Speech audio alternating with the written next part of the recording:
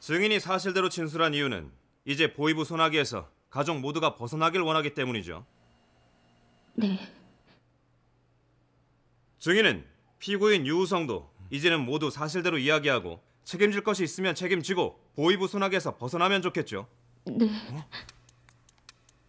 증인은 2011년 2월 연길의 PC방에서 오빠가 보낸 파일을 USB에 저장하는 과정에서 열어봤는데 그 파일에는 이름과 난날, 주소, 직장 등이 적혀있는 50명 정도의 명단이 있었죠. 네. 오빠가 탈북자 단체에서 일을 하고 있었기 때문에 증인은 그것이 탈북자 명단이라고 생각했죠.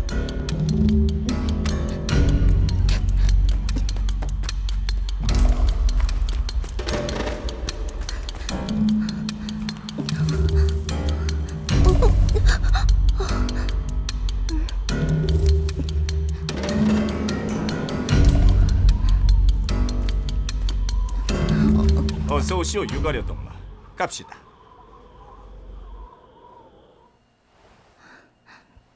정말 수고 많았어 유가려 동무. 큰 공을 세웠어.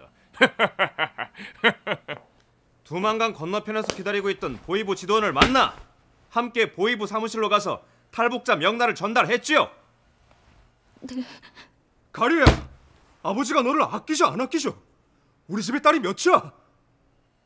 하나. 그럼 너를 아버지가 두만강을 넘으라 했겠어?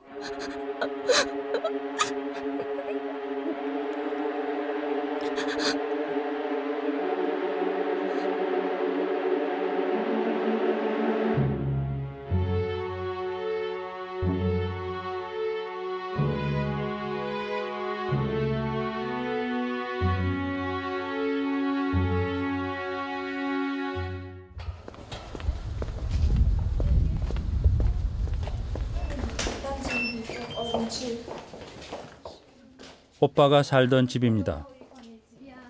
들어오세요. 저 사진이랑 그대로 있잖아. 강의 사진, 너네 엄마 사진.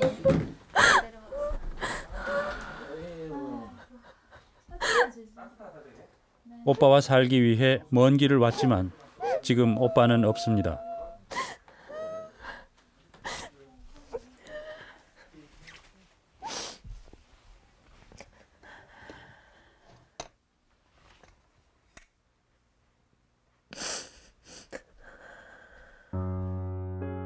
원우이는 북한에서 태어나고 자랐습니다. 여동생은 어릴 때부터 남한을 동경했다고 합니다. 거기서 북한에서 보게 되면 뭐 남한 이런 영화들 보고 영화를 보면서 아, 한국 저런 곳이구나, 가서 살고 싶다 그런 생각 계속 들었고 그게 점점 크면서 제가 꿈이 됐거든요. 오빠는 북한에서 의사로 일하다가 2004년 탈북했습니다. 오빠가 한국에 정착한 뒤에도 여동생은 부모와 북한에서 살았습니다. 우리 어머니. 어머니 사진이요? 네. 돌아가신 어머니. 네. 어머니가 돌아가신 뒤 여동생은 오빠와 함께 살겠다고 결심했습니다. 여동생은 2012년 10월 30일 한국에 들어왔습니다. 함께 들어온 오빠는 공항에서 여동생의 여권을 가져갔습니다. 유가려 씨는 중국 여권을 가지고 있었습니다. 나고 자란 곳은 북한이지만 남매는 화교 신분이었습니다. 탈북자로 신고하기 위해서는 그 사실을 숨겨야 했습니다. 오빠는 알고 지내던 국정원 직원에게 동생을 잘 부탁한다는 문자 메시지를 보냈습니다. 국정원 직원은 잘 될 테니 너무 걱정 말라고 답했습니다.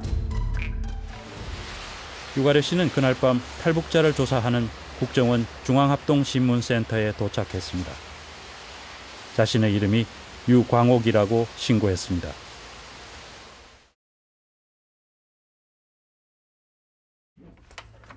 유광옥 씨, 여기가 앞으로 광옥 씨가 머물면서 조사받을 곳이에요. 네.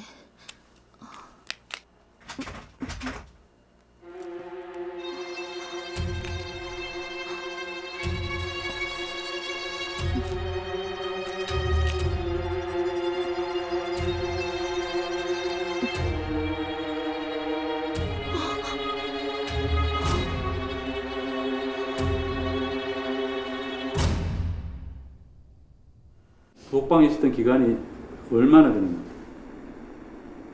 거예요? 지금 나오기 전까지 거의 6개월 됩니다. 6개월 동안 독방에 네. 혼자서? 네. 국정원 직원들만 만나고? 네, 직원들만 만나고. 다른 사람들 만날 기회가 없고? 네, 만나지 못했습니다.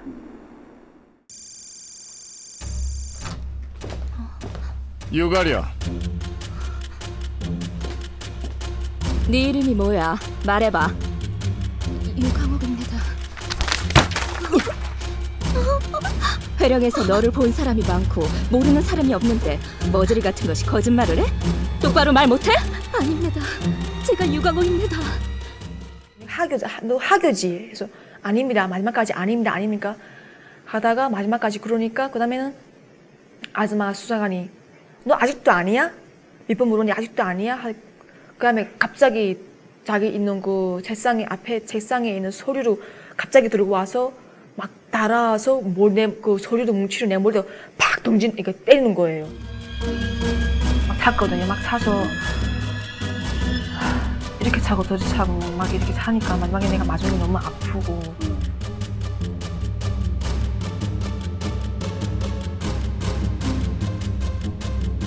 내 머리 수정하는 주먹으로 물이 때리고 기싸 막아놓고 주먹 쳤거든요. 앞뒤로 이렇게 막 쳤거든요. 이렇게. 나중에 머리가 너무 맞아가지고 주먹을 맞아가지고 머리가 아팠거든요. 마지막에는 머리에서 막 윙윙 소리가 나고 다리 맞은 게 우다리 맞은 게 이게 퍼렇게 되면서 서지도 못하고 막 내가 자꾸 일어나라 하니까 그 중에 내가 안 일어나게 되면 또 발로 차고 때리고 하니까 할 수 없이 너무 힘들어서 벽에 막 이렇게 부축해가지고 일어났거든요. 중이가 업무실로 데려가겠다고 정신 부탁드리게 해주겠다는 소리. 그때 내가 안 가겠다고 막 제발 저는 안 하겠습니다.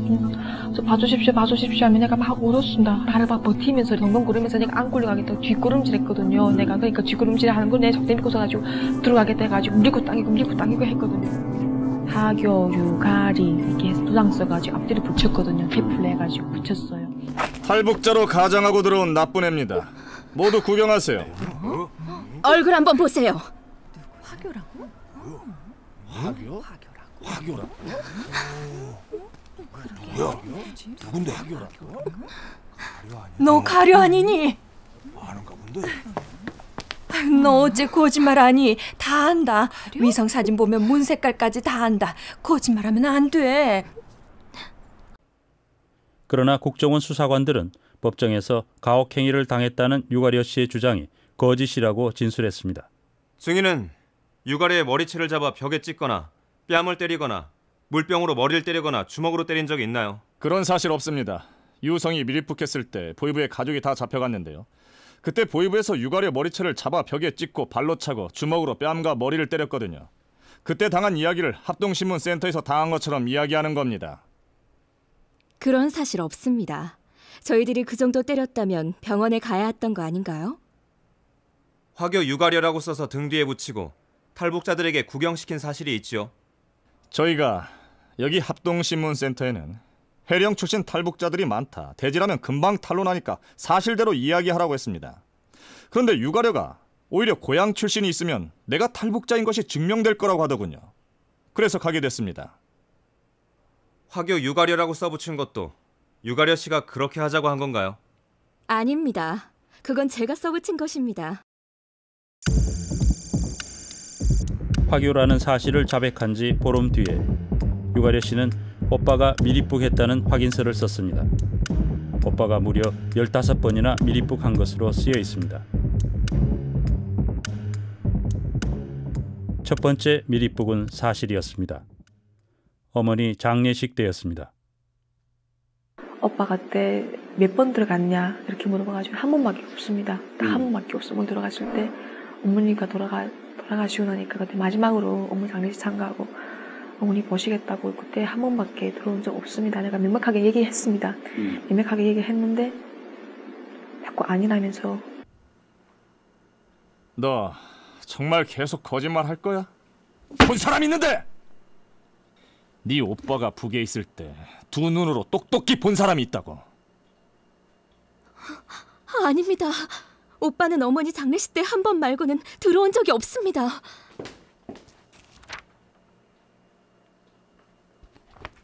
아하. 유가려, 이거 봐라.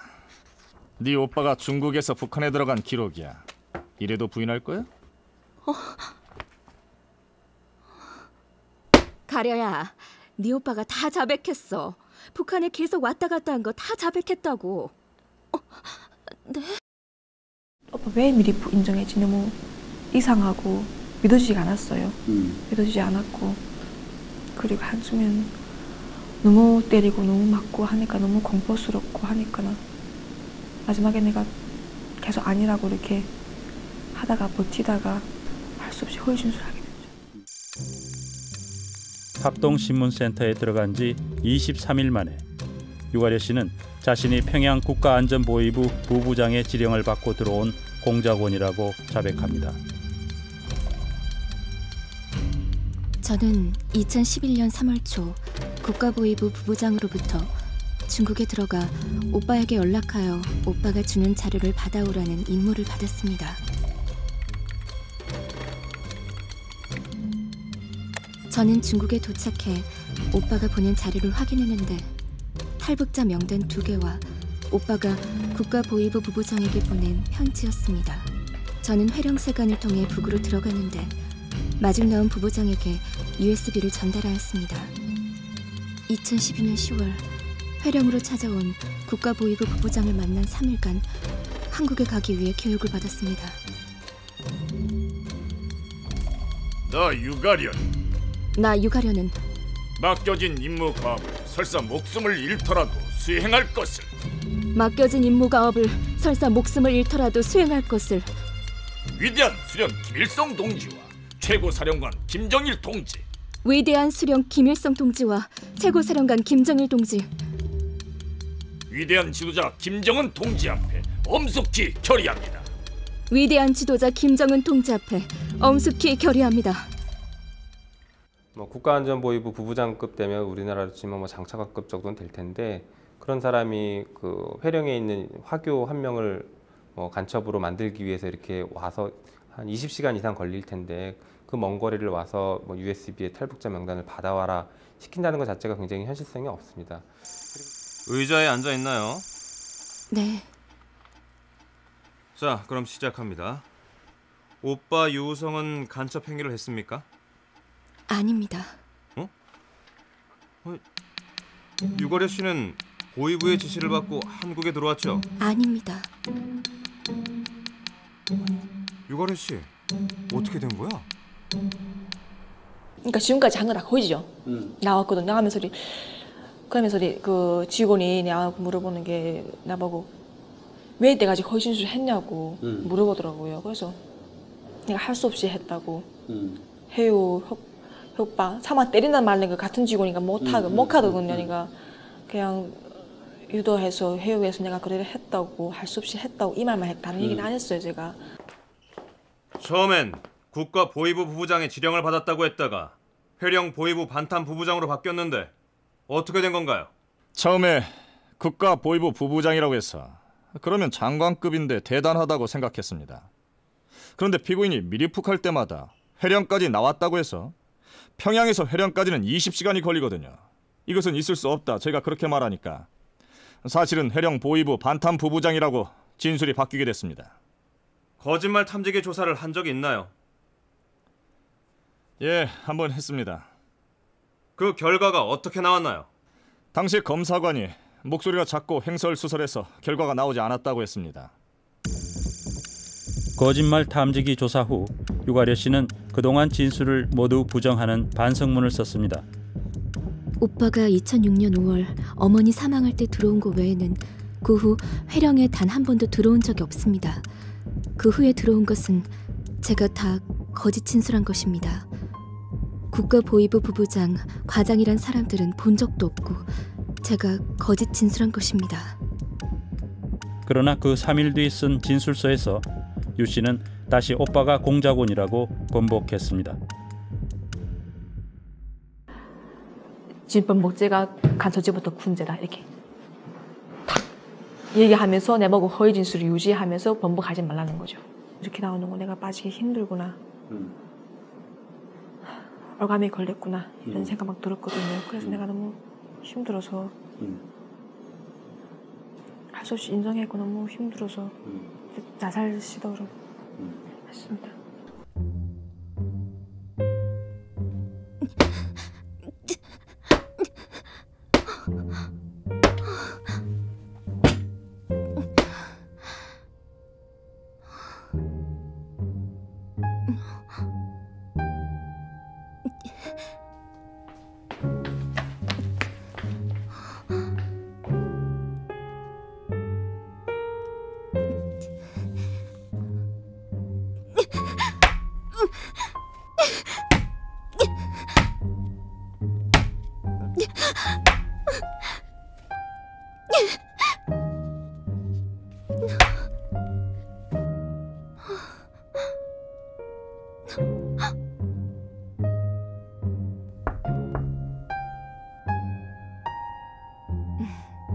가려야, 조사하러 가자.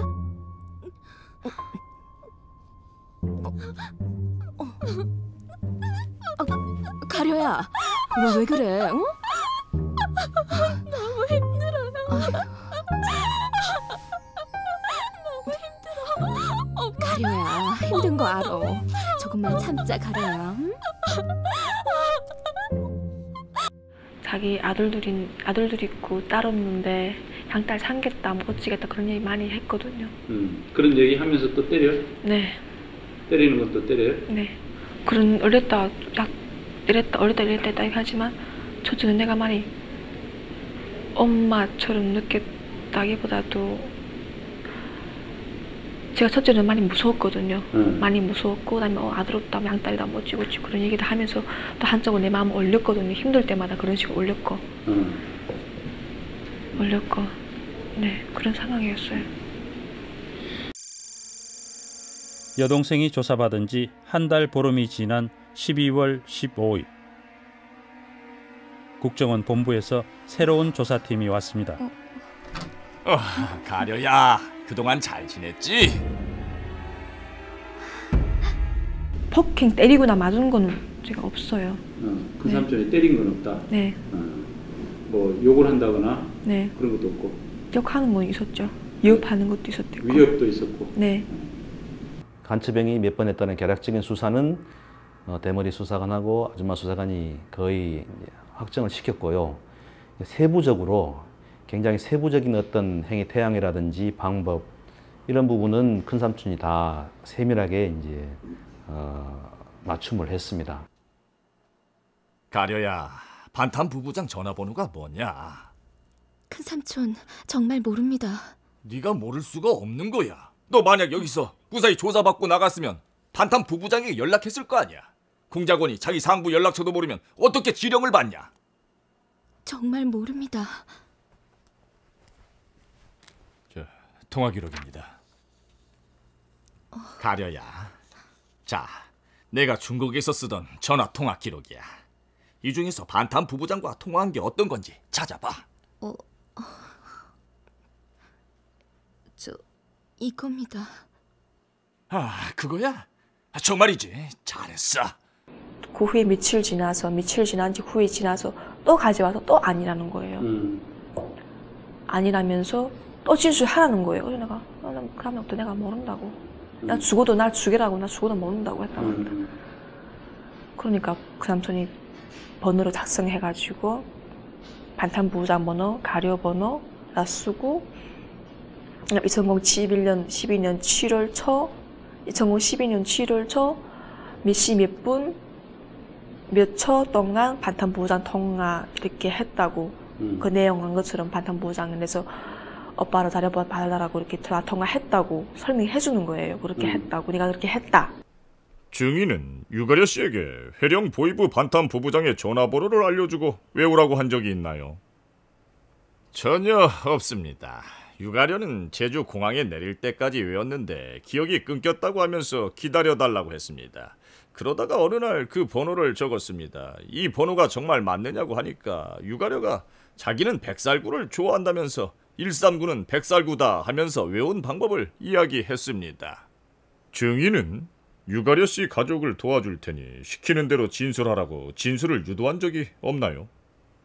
그런 적 없습니다. 유가려는 보이부와 단절하고 새 삶을 살기 위해 자백한다고 이야기했습니다. 다만 한국에서 살고 싶다고 계속 이야기해서 내가 한국에서 살 수 있는 방법을 부탁하고 알아봐 줄게. 그렇게 이야기했을 뿐입니다.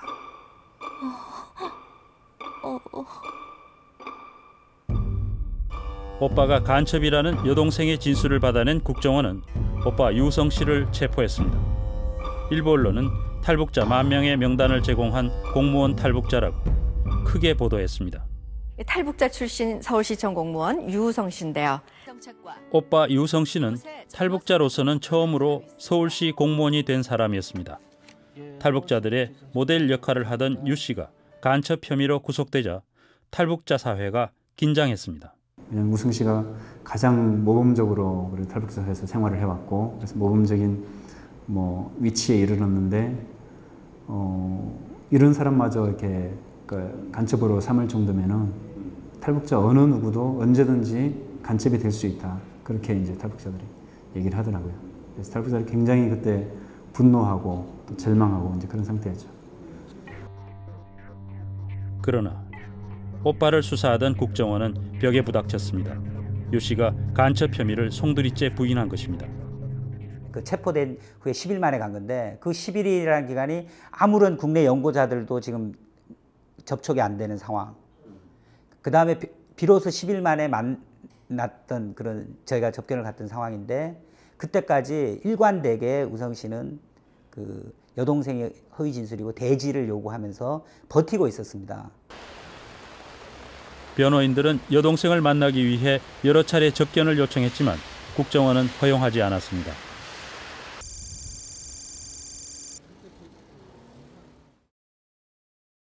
국정원으로부터 사건을 넘겨받은 검찰은 여동생의 진술을 확고한 증거로 만들기 위해 증거 보전 재판을 신청했습니다. 검찰 입장에서는 유가려가 어떤 식으로든지 변호인을 만나거나 아니면 가족과 연락이 되거나 또는 중국으로 추방이 되게 된다면 진술을 번복할 것이라고 예상을 했을 거라고 보여집니다. 검찰은 유가려 씨가 법정이 아니라 영상증언실에서 진술하도록 했습니다. 피고인으로 출석하는 오빠 유성과 만나면 진술을 제대로 할 수 없다는 것이었습니다. 오빠를 볼 수 없도록 오빠가 있는 피고인석을 비추는 모니터도 가렸습니다. 오빠 만나겠다고 합반 치우라고 했거든요. 제가 김재경 뭐 합반 치우라고 전 보게 해달라고 합반 치우라 하니까 없다고, 합반 치울 수 없다고 그냥 해라고. 증인이 사실대로 진술한 이유는 이제 보위부 소나기에서 가족 모두가 벗어나길 원하기 때문이죠. 네. 증인은 피고인 유우성도 이제는 모두 사실대로 이야기하고 책임질 것이 있으면 책임지고 보위부 소나기에서 벗어나면 좋겠죠. 네. 2012년 설날 직전 오빠가 중국 연길 셋집에 왔죠. 네. 오빠가 증인에게 아버지가 북한 회령에 가 있으니 설을 함께 지내고 보위부 일도 보기 위해 회령에 다녀오겠다고 말한 사실이 있죠. 네. 설 다음 날 저녁 중국 연길에 돌아온 오빠는 회령에서 보위부 사업을 하고 왔다고 했죠. 네. 자, 이 사진을 보세요.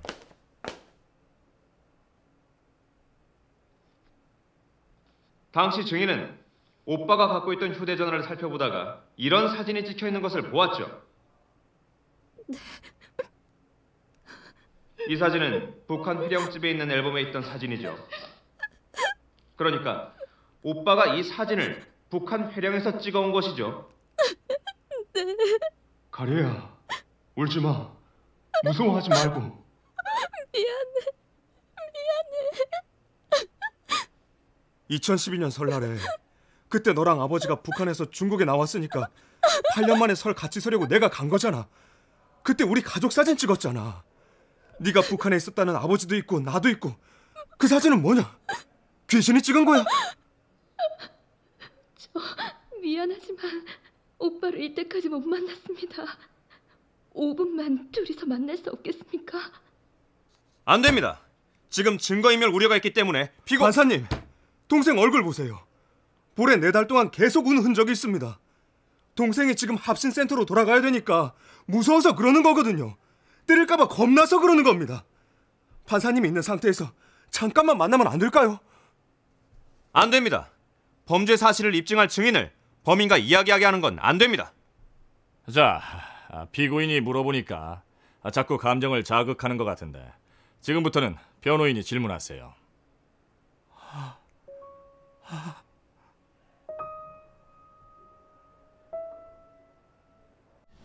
무서움, 두려움, 공포. 내가 나와서 거기 준수해야만이 내가 살 길이다. 그런 생각했거든요. 그렇다면 우리가 중국에 가서 실제 유가려의 말이 맞는지 객관적인 증거들과 사실관계를 한번 추적해보자 해서 이렇게 가게 됐습니다. 변호사들은 중국 영길로 갔습니다. 영길은 두만강을 사이에 두고 북한 회령과 접해 있는 중국의 국경 도시입니다.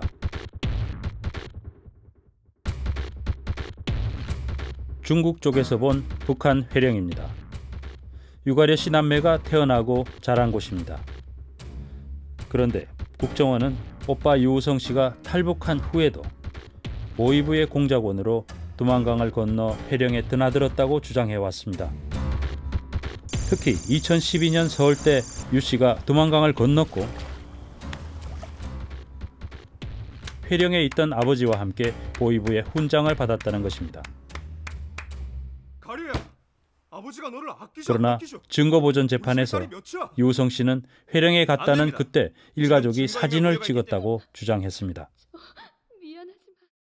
2012년 설날에 그때 너랑 아버지가 북한에서 중국에 나왔으니까 8년 만에 설 같이 서려고 내가 간 거잖아. 그때 우리 가족 사진 찍었잖아. 네가 북한에 있었다는 아버지도 있고 나도 있고. 그 사진은 뭐냐? 귀신이 찍은 거야? 과연 설에 찍었다는 가족 사진은 있을까요? 남매의 아버지는 영길에서 살고 있었습니다.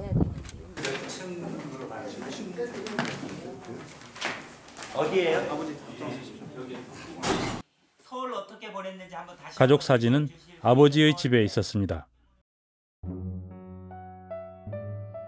유가려 씨의 진술을 근거로 한 국정원 주장에 따르면 아버지는 설 무렵 북한에 있어야 합니다. 그런데 그때 아버지는 중국에서 가족 사진을 찍은 것입니다. 나 거기 들어가면 무슨 필요 있습니까? 거기 아무것도 없는데 거기. 내 왜 거기 갑니까? 북한에는 아무것도 없다. 가족이 북한에서 완전히 이사 나왔다는 말입니다. 유 씨 가족은 2011년 어머니 조인화 씨의 묘까지 중국으로 이장했습니다. 그 뒤 북한을 들어갈 이유도 없어졌고 들어간 적도 없다고 합니다. 北朝鲜什么人都没有，上他是干啥上那儿来？아무 사람도 없어요. 真的说吧，爷爷奶奶的坟全都烧了后都扔江里头了，知道不？没有了，他们都없어요. 그러나 유가려 씨는 국정원에서 어머니의 묘가 중국이 아니라 북한에 있다고 진술했습니다. 묘를 중국으로 다 유고를 이장을 했다 이렇게 하면 무슨 문제가 생기는데? 이장했다고 그렇게 나오게 되면 그것도 하나의 이유잖아요. 북에 들어갈 필요가 없잖아요. 어머니 묘도 나와 있으니까. 네, 들어갈 필요가 없잖아요. 집은 그렇다고 버리고 나오면 끝인데 어머니 산은 맞벌이잖아요. 그러니까 사실은 중국에 이미 다 이장을 했는데도 북한에 있다고 큰 삼촌이 자꾸 그렇게 진술해라 해가지고 유도해서 그렇게 나오는 부분이에요. 이 사진들도 2012년 설에 유우성 씨가 북한에 갔다 온 증거로 제출됐습니다. 자, 이 사진을 보세요.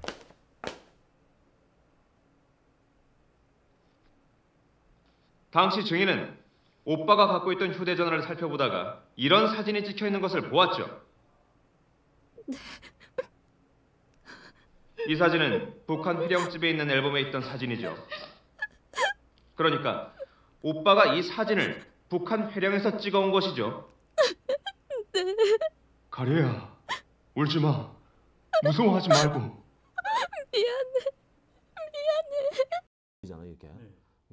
그렇다면 과연 이 사진들은 북한에서 찍은 것인가?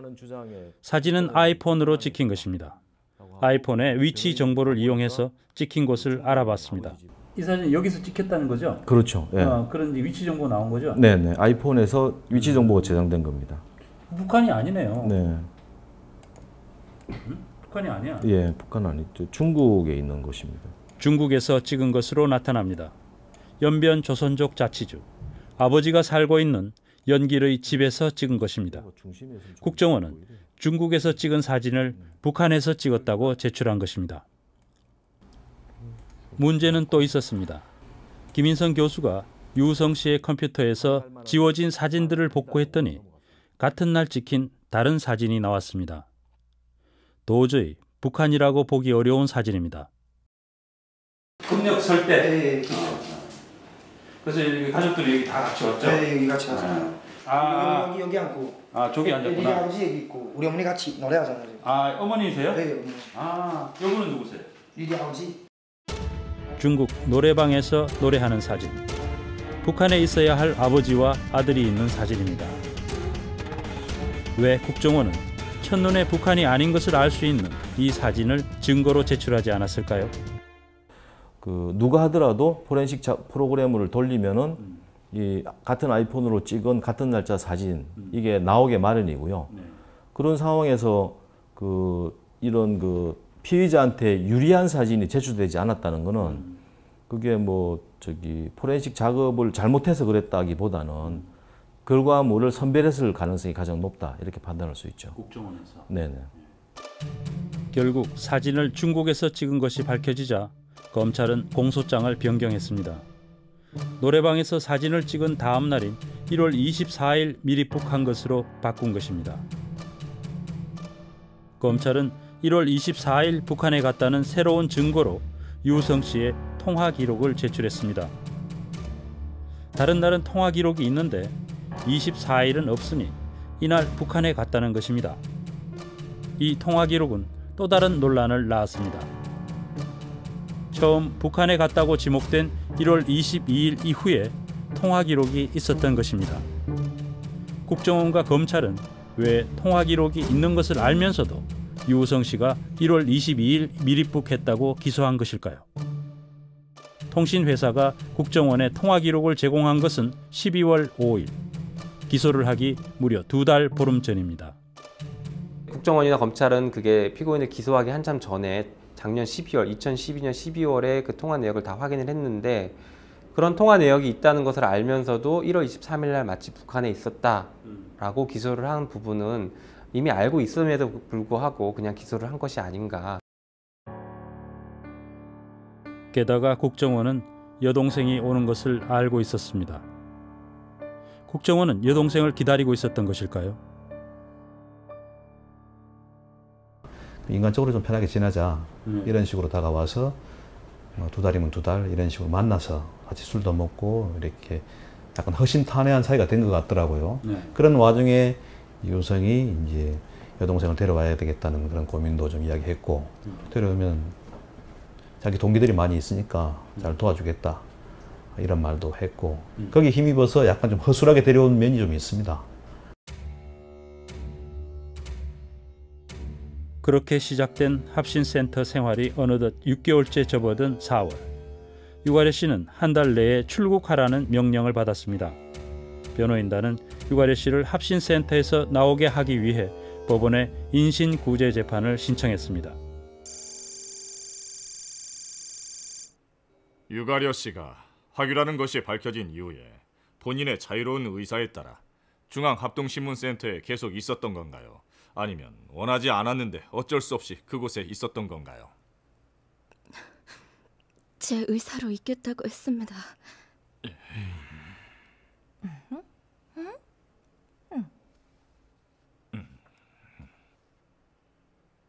유가려 씨는 지금 이 순간부터 본인이 원하는 곳에 있을 수 있습니다. 합동신문센터로 가도 되고 다른 곳에 가도 돼요. 유가려 씨! 유가려 씨! 국정원으로 가면 안 됩니다. 오빠나 아버지도 가려 씨가 우리와 같이 가길 바랍니다. 유가려 씨, 잠깐 우리와 얘기 좀 해요. 유가려 씨. 잠깐만. 화장실 좀 다녀올게요. 생각 좀 하게 해주세요. 유가려 씨. 유가려 씨.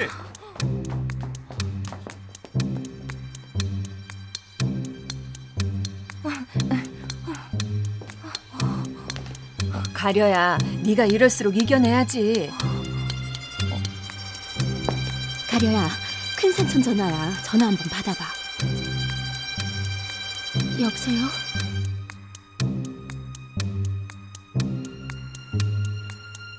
가지마 안 돼. 일단 들어와. 네가 가게 되면 일이 더 복잡해져. 더 커져. 가지마, 일단 들어와. 들어와서 보자. 그렇게 된 거 아니야. 네가 잘 몰라서 그래. 일단 들어와. 계속 그 말을 반복했거든요. 하루만 변호사님들과 같이 갈게요. 잘 생각하셨어요.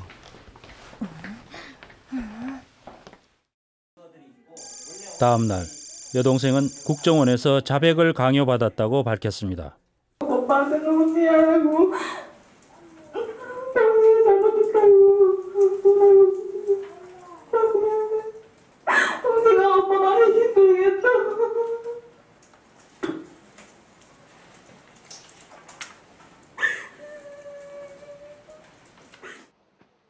재판이 시작됐습니다. 간첩 혐의의 증거라고는 유가려 씨의 진술밖에 없었기 때문에 유 씨는 가장 중요한 증인으로 채택됐습니다.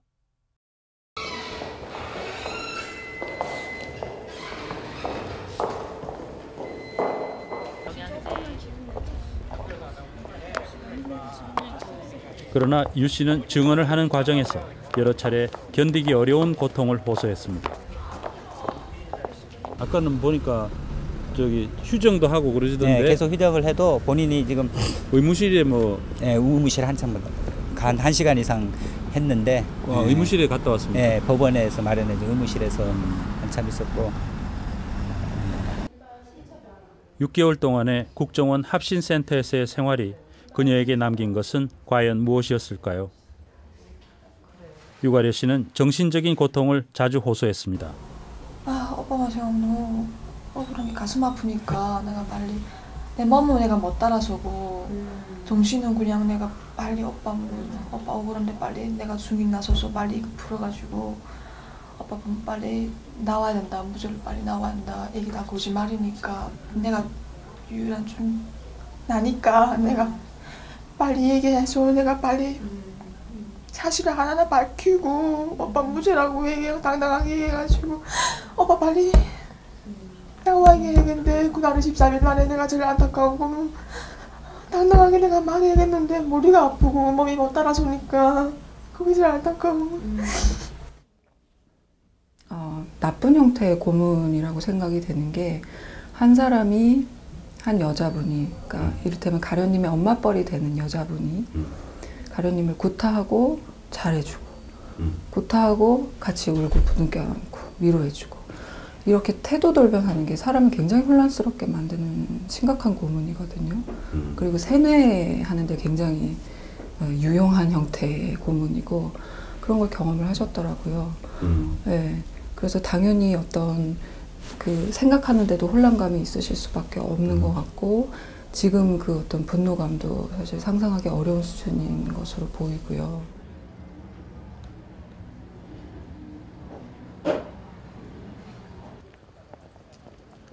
유가려 씨는 6개월 동안 조사받으면서도 자신에게 가혹행위를 했다는 수사관들의 이름도 몰랐습니다. 그저 대머리, 아줌마, 큰삼촌이라고 혼자 불렀을 뿐입니다. 우리는 수사관들이 법정에 출석할 때 만나서 물어보기로 했습니다.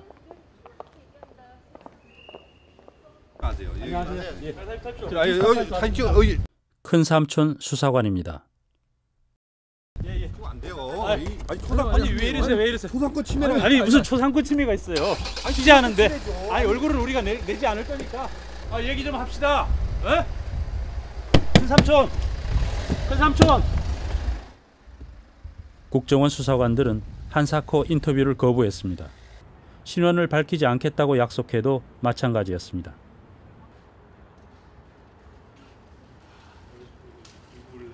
대머리 수사관과 아줌마 수사관입니다. 이런 길이 따로 없나요?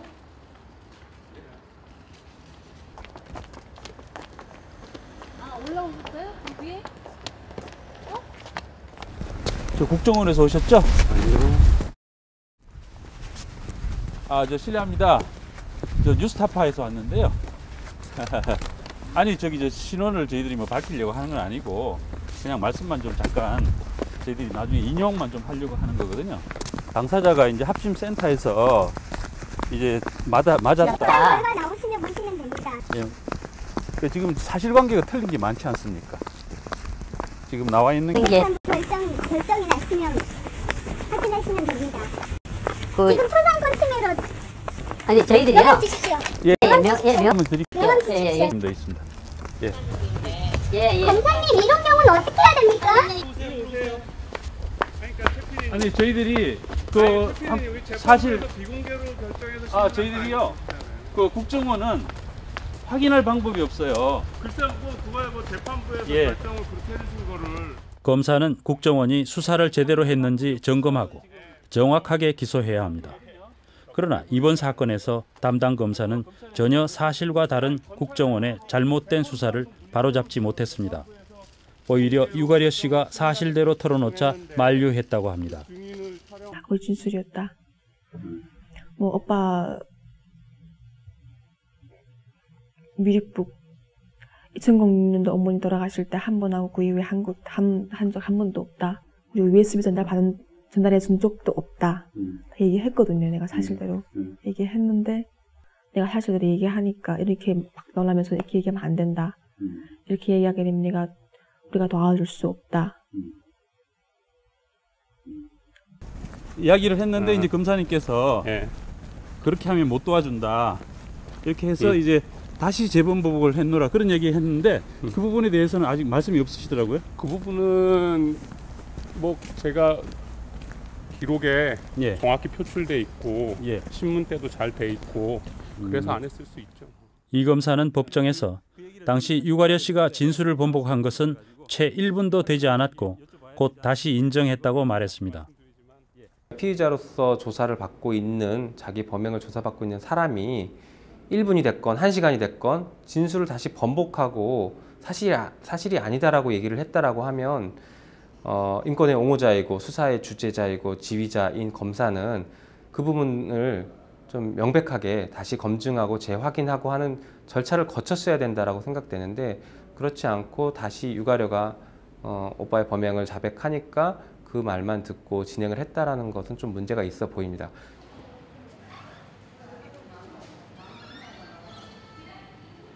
구치소에 있는 오빠를 면회하고 나오는 길입니다.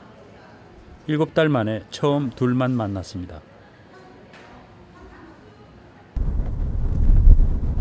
내일도 가겠다. 니네 오기 뜨니까 오지 말라. 보는 게 너 가슴 아프다고.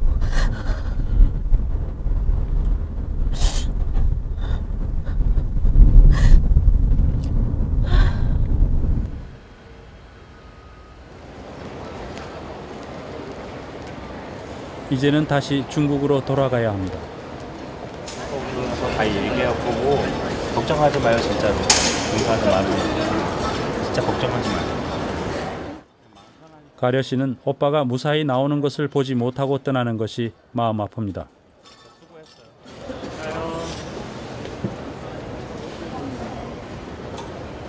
가려 씨 잘 가요?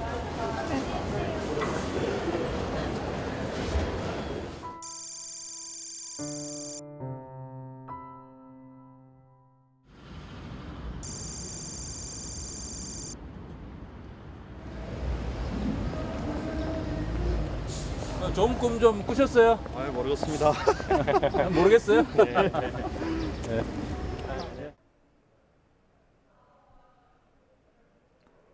피고인과 변호인들은 유가려의 진술이 국가정보원 수사관들로부터 폭행, 협박, 가혹행위를 당하고 자백하면 피고인과 함께 대한민국에서 살 수 있게 해주겠다고 회유를 받은 상태에서 이뤄진 것으로 임의성 없는 진술이라 주장합니다.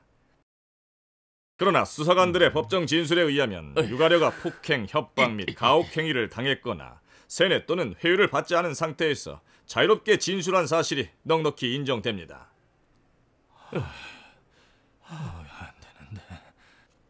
그러나 유가려의 진술이 매우 구체적임에도 불구하고 객관적인 증거에 명백히 모순되는 부분이 존재하고 진술의 일관성, 합리성의 측면에서도 의문이 듭니다.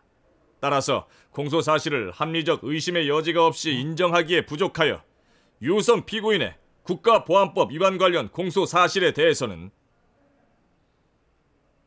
무죄를 선고합니다. 북한 이탈주민 보호법 위반 부분, 여권법 위반 부분에 대해서는 징역 1년, 집행유예 1년을 선고해 유성 피고인을 석방합니다.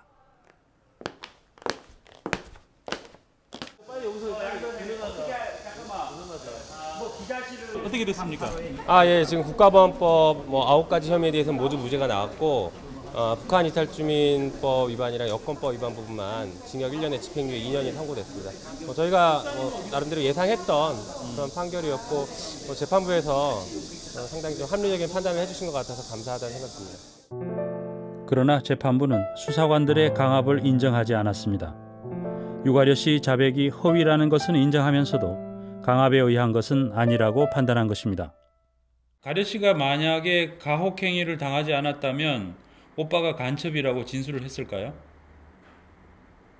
아니죠. 그렇게 얘기 안 하죠. 내가 왜 다사지도 했겠어요. 너무 힘들고 하니까 다사지도 했겠죠. 네. 왜 죽으려고 했겠어요. 너무 고통스러우니까 죽으려고 했겠죠. 폭행이 있지 않고 어떻게 허위 진술이 만들어지겠습니까? 공포가 없이 어떻게 그 오빠를 간첩이라고 할 수 있겠습니까?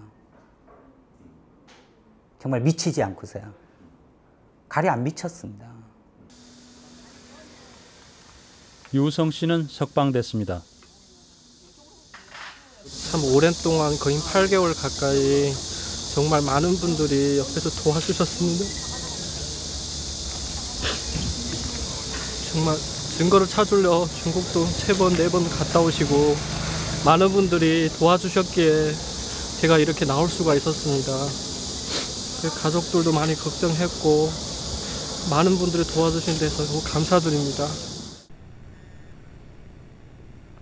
그리고 앞으로 우리 가족처럼 다른 가족들도 억울하게 악용당한 그런 가족이 또 이런 일이 생기지 말았으면 좋겠습니다.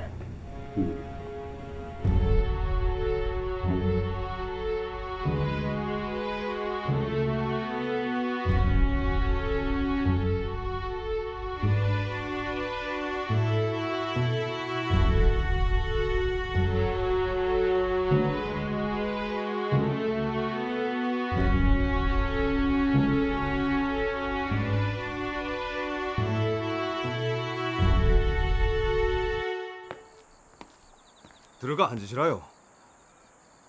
아빠, 이리 앉으시라요. 자, 찍습니다. 아니, 저희 엄마 아직 안 왔어요. 엄마, 빨리 오시라요. 그래. 날 빼놓으면 안 되지. 여보, 웃으시라요. 찍습니다.